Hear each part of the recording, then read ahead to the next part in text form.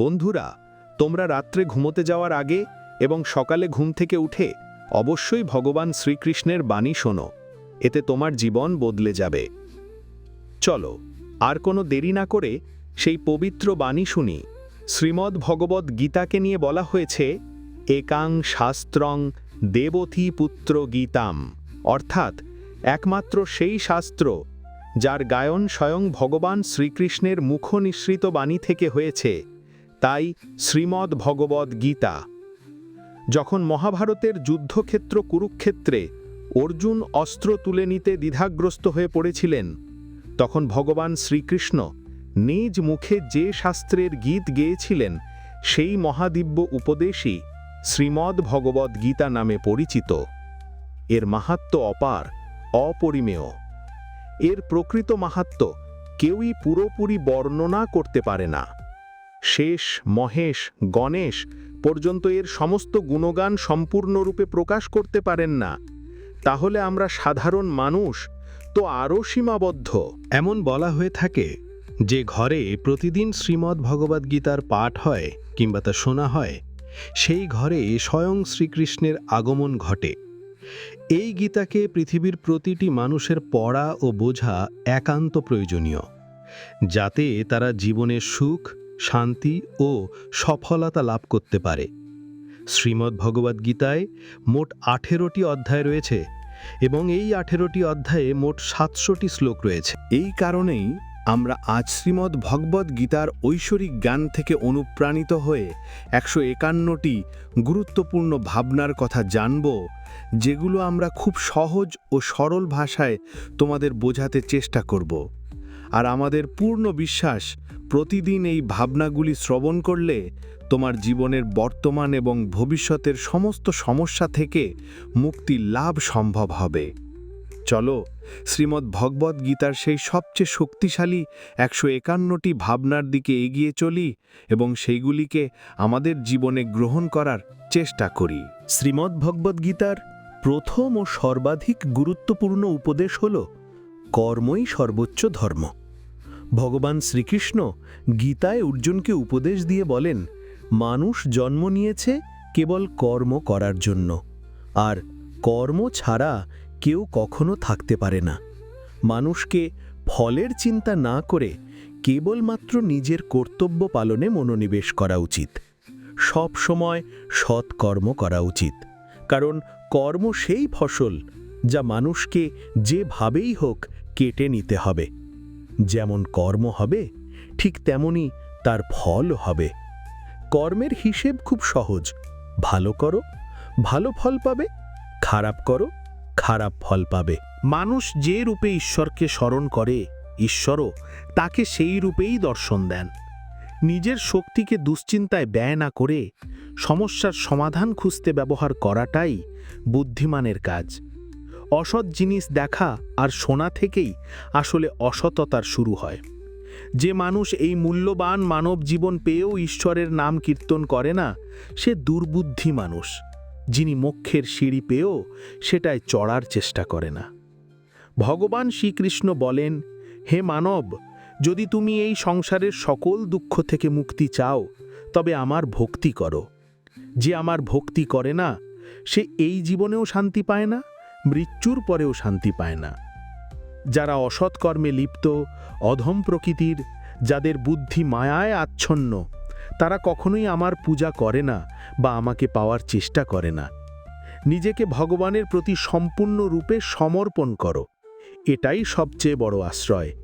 যে কেউ এই আশ্রয়কে চিনে নিতে পারে, সে সব রকমের ভয়, চিন্তা ও দুঃখ থেকে মুক্ত হয়। ভগবানের ওপর বিশ্বাস রাখো, সেই শিশুর মতো যাকে যদি কেউ বাতাসে ছুঁড়ে দেয় তবুও সে হাসে, ভয় পায় না, কারণ সে জানে কেউ তাকে পড়তে দেবে না।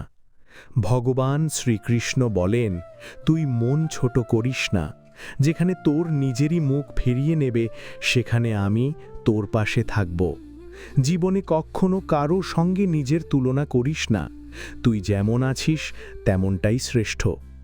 প্রেরণার সবচেয়ে বড় উৎস হল তোর নিজের ভাবনা। তাই সবসময় ভালো ভাব, বড় ভাব, আর নিজেকে জয় করার জন্যে নিজেকেই অনুপ্রাণিত কর। যে দুঃখ ভোগ করে সে ভবিষ্যতে সুখী হতে পারে, কিন্তু যে দুঃখ দেয় সে কখনো সুখী হতে পারে না। তাই নিজের মধ্যে করুণা রাখিস, ক্রোধ নয়। কারণ ফুল তো মেঘের বৃষ্টি নিয়ে খেলে, তার গর্জন নিয়ে নয়। মানুষ যতই মিষ্টি কথা বলুক, যদি সে মিথ্যা হয় তাহলে সে একদিন তোর জন্য বিষ হয়ে উঠবে। আর একজন সত্যবাদী যতই তোর কাছে কঠোর মনে হোক, সে একদিন তোর জীবনের ঔষধ হয়ে উঠবে। ভগবান শ্রীকৃষ্ণ বলেন, মন শান্ত রাখার চেয়ে বড় সম্পদ এই দুনিয়ায় আর কিচ্ছু নেই।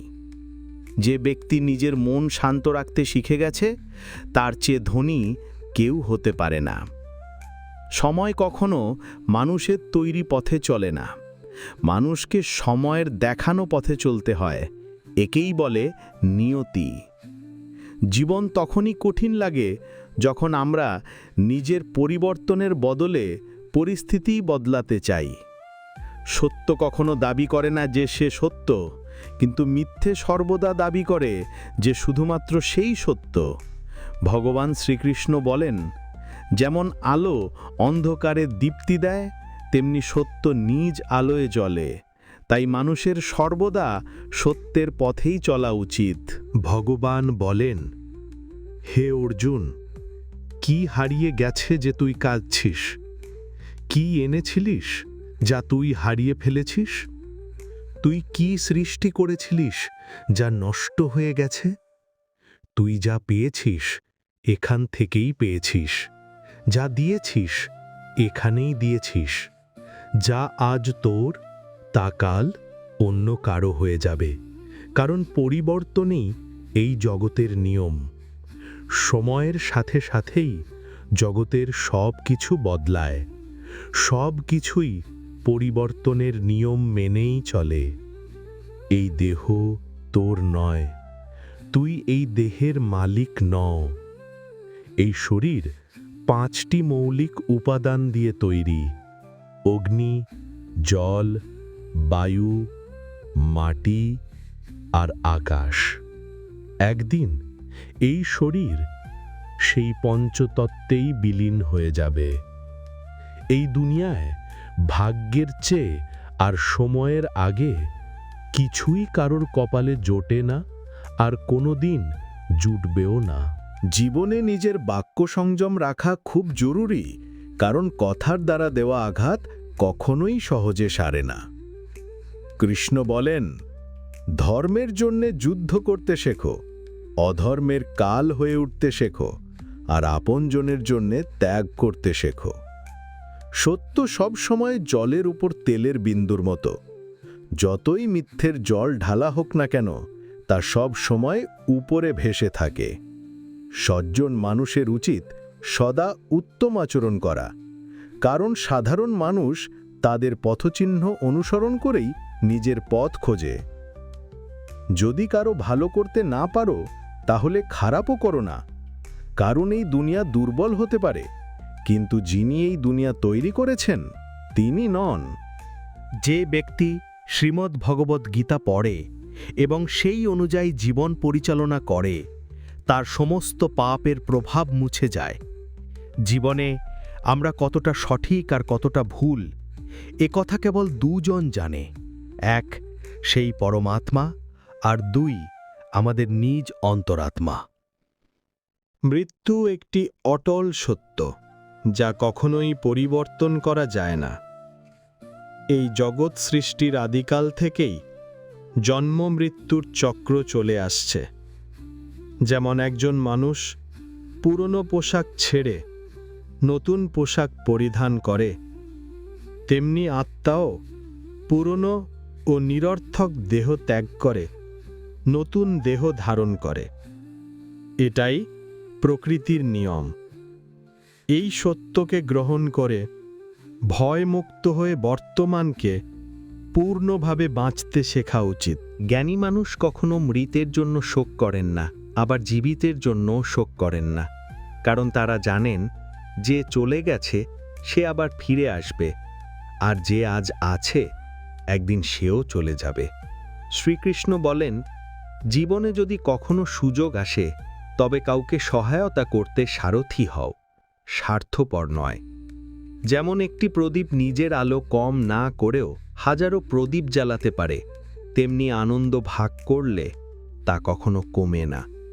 যার হৃদয় ধর্মে পরিপূর্ণ সে ধর্মের উপদেশ দেয়, আর যে অধর্মে ডুবে থাকে তার উপদেশও অধর্মের হয়। মানুষ দুঃখী হয় এই কারণে নয় যে সে ঈশ্বরে বিশ্বাস করে না, বরং সে ঈশ্বরের কথা শোনে না বলেই দুঃখ পায়। সময় হলে সকল কিছুই মানুষকে প্রাপ্ত হয়, কিন্তু সময়ের আগে কিছু পেতে চাওয়াই দুঃখের মূল কারণ। ক্রোধ হলো সেই দরজা যা মানুষকে নরকের পথে নিয়ে যায়। ক্রোধ মানুষের চিত্তকে অশান্ত করে তোলে এবং সেই অস্থিরতায় সে নিজেকেই ক্ষতিগ্রস্ত করে ফেলে। শ্রীকৃষ্ণ বলেন, যতই রাগ আসুক না কেন, ক্রোধ থেকে বিরত থাকা উচিত। নিজের মনে শান্ত থাকার চেষ্টা করতে হবে। এই জগতে কেউই নিজে থেকে মহান নয়, তার কর্মই তাকে মহান করে তোলে। সঠিক কর্ম মানে এমন ফল নয় যা সবসময় শুভ হয়, বরং সঠিক কর্ম সেই যার উদ্দেশ্য কখনো অশুভ নয়। মানুষ সবসময় নিজের ভাগ্যকে দোষারোপ করে, অথচ সে জানেই যে ভাগ্যের চেয়েও শ্রেষ্ঠতর কর্ম যা সে নিজে হাতে গড়ে নিতে পারে। আজ যা তোমার আছে তা কাল কারো ছিল, আর পরশু আবার কারো হবে। তুমি এসেছিলে খালি হাতে, আবার ফিরে যাবে খালি হাতে।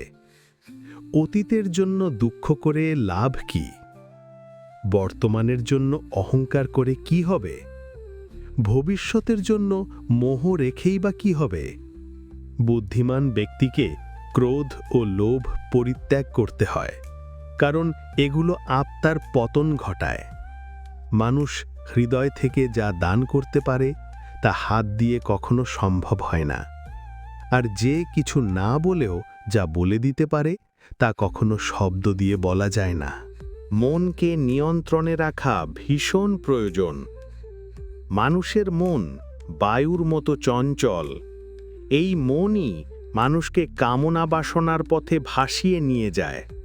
তাই জীবনে সফল হতে হলে মনকে আয়ত্তে আনা আবশ্যক। মনকে নিয়ন্ত্রণে রাখলে মস্তিষ্কের শক্তি একাগ্র হয় এবং তা কাজের সফলতা এনে দেয়। গীতার মতে, যে ব্যক্তি নিজের মনকে আয়ত্তে এনেছে সে মন থেকে উদ্ভূত অপ্রয়োজনীয় চিন্তা ও ইচ্ছা থেকেও মুক্ত থাকে এবং নিজের লক্ষ্যে সহজেই পৌঁছে যায়। কিন্তু যদি মনকে আয়ত্তে না আনো, তবে এই মনই তোমার সবচেয়ে বড় শত্রুতে পরিণত হবে। কোনো মানুষ তার সময়ের আগে কিংবা ভাগ্যের বেশি কিছু পায় না, তবুও চেষ্টা চালিয়ে যেতে হবে। সব সময় সন্দেহ করা মানুষ কখনো শান্তি পায় না, তাই সন্দেহ থেকে বিরত থাকা প্রয়োজন। অতিরিক্ত সন্দেহে মনের শান্তি নষ্ট হয় এবং মানুষ বিভ্রান্ত হয়ে নিজের সম্পর্কগুলো ধ্বংস করে ফেলে। দেহের সৌন্দর্য মনকে আকর্ষণ করে, কিন্তু স্বভাবের সৌন্দর্য হৃদয়কে আকর্ষণ করে। তাই মানুষের স্বভাব সবসময় নির্মল হওয়া উচিত।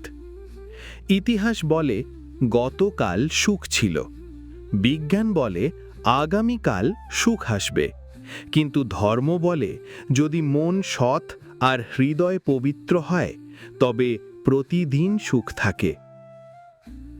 কে কি করছে, কেন করছে, কিভাবে করছে, এসব থেকে যত দূরে থাকবে তত বেশি শান্ত থাকবে। শ্রীকৃষ্ণ বলেন, যে ব্যক্তির মধ্যে জ্ঞানের অভাব আছে এবং যার মনে ঈশ্বরের প্রতি বিশ্বাস নেই, সে জীবনে কখনো আনন্দ বা সফলতা লাভ করতে পারে না। ক্ষমা করতে শেখো, নীরব থাকতে শেখো। তুমি এমন এক শক্তিতে পরিণত হবে যার সামনে পাহাড়ও পথ ছেড়ে দেবে। বেশি খুশি হলে বা বেশি দুঃখে থাকলে কোনো সিদ্ধান্ত নেওয়া উচিত নয়, কারণ এই দুই অবস্থায় মানুষ কখনো সঠিক সিদ্ধান্ত নিতে পারে না। কান বলেন, যখনই এই পৃথিবীতে পাপ অহংকার ও অধর্ম বৃদ্ধি পাবে, তখনই আমি তার বিনাশ করতে এবং পুনরায় ধর্ম প্রতিষ্ঠা করতে অবতার গ্রহণ করব। যারা আত্মিকভাবে জাগ্রত, তাদের পথ হচ্ছে নিঃস্বার্থ কর্মের। যারা ঈশ্বরের সঙ্গে যুক্ত, তাদের পথ স্থিরতা ও শান্তির। মোহই পতনের কারণ। মানুষের সমস্ত দুঃখের মূল হচ্ছে তার মোহ। যত বেশি মোহ করবে, তত বেশি কষ্ট পাবে। পশ্চাত্তাপ অতীতকে পাল্টাতে পারে না, আর চিন্তা ভবিষ্যৎকে গড়তে পারে না।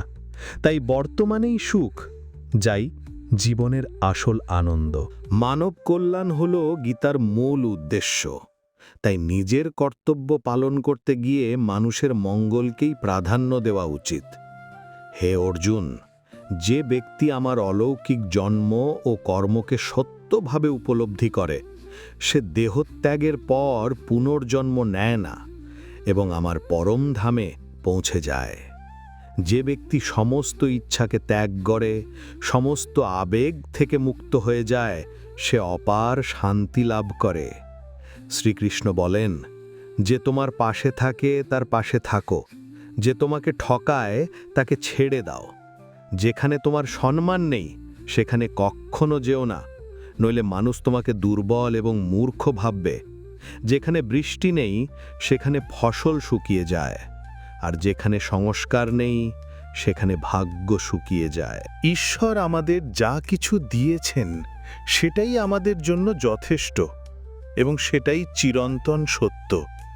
সংযম, সদাচার, স্নেহ এবং সেবা, এই গুণগুলো সত্য সঙ্গ ছাড়া আসে না। ঈশ্বরের প্রতি প্রার্থনা মানুষকে পরিস্থিতি বা ভাগ্য বদলাবে কিনা সেটা নিশ্চিত নয়, কিন্তু সেই প্রার্থনা মানুষকে অন্তর থেকে বদলায়, তার চরিত্রে পরিবর্তন আনে। যে সমস্ত মানুষ বলে যে তাদের সময় নেই, প্রকৃতপক্ষে তাদের ঘনিষ্ঠ সম্পর্কের তালিকায় তোমার নামটাই নেই। কথা এতটাই মধুর হওয়া উচিত যাতে যদি কোনোদিন তা ফিরিয়ে নিতে হয় তবু কখনো তেতো না লাগে। নিজের মধ্যে সামান্য আত্মসম্মান থাকা প্রয়োজন, না হলে মানুষ তোমাকে সেখানেও দমন করার চেষ্টা করবে যেখানে তোমার অধিকার থাকা উচিত। যতক্ষণ না তুমি নিজেকে হার মানাও, ততক্ষণ দুনিয়ার কোনো শক্তি তোমায় হারাতে পারে না। নীরবতা হলো সবচেয়ে বড় জবাব, আর ক্ষমা করে দেওয়া হলো সবচেয়ে বড় শাস্তি। যে মানুষের মধ্যে ধৈর্যের শক্তি থাকে, তার শক্তির কোনো তুলনা হয় না। আমাদের অহেতুক দুশ্চিন্তা আর মনের ভয় এমন এক রোগ যা আমাদের আত্মার শক্তিকে ছিন্ন ভিন্ন করে দেয়। মানুষকে জীবনের চ্যালেঞ্জ থেকে পালানো উচিত নয়, এবং ভাগ্য বা ঈশ্বরের ইচ্ছাকে অজুহাত বানিয়ে চলা উচিত নয়। দুর্বল তুমি নও, তুমি তো সময়ের সন্তান, আর সময়ে কারও এক জায়গায় থাকে না। তুমি শুধু তোমার কর্ম করে যাও।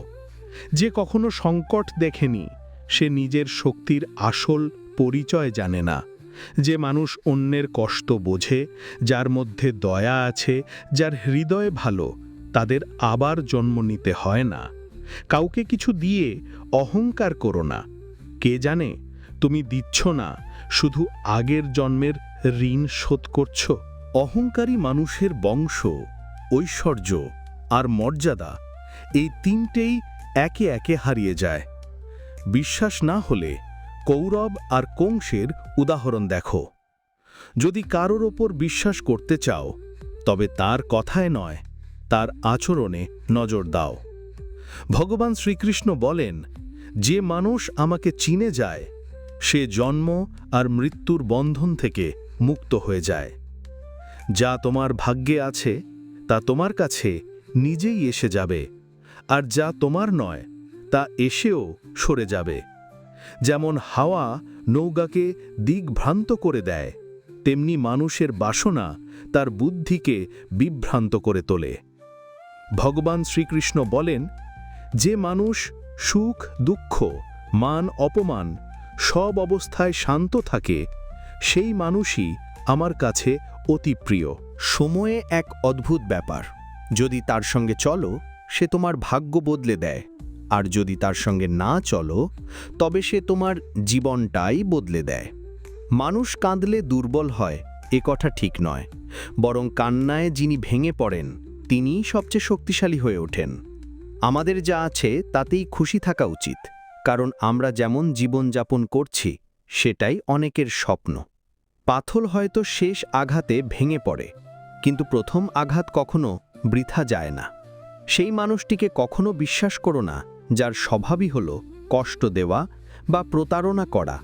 যদি চাও সবাই তোমায় ভালোবাসুক, তবে ভালোবাসার সূচনা তোমাকেই করতে হবে, কারণ প্রকৃতির নিয়ম যা বপন করবে তারই ফলবে। অনেক সময় কোনো কিছু আঁকড়ে রাখা তোমার ক্ষতি করে দিতে পারে, তাই যা চলে যেতে চায় তাকে চলে যেতে দাও।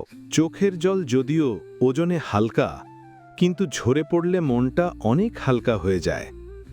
মানুষ ভুল করে অন্যদের চোখে ধুলো দিতে পারে, কিন্তু ভগবান তো সব হিসেব রাখেন। তোমার সততা আর অন্যের ভুল কখনো বোঝাতে যেও না, সময় একদিন সব নিজেই বুঝিয়ে দেবে।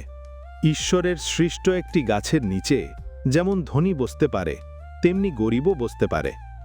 দুজনই একরকম বাতাস আর ছায়া পায়, কোনো তফাৎ নেই। এর মানে ঈশ্বর সব মানুষকে এক চোখে দেখেন।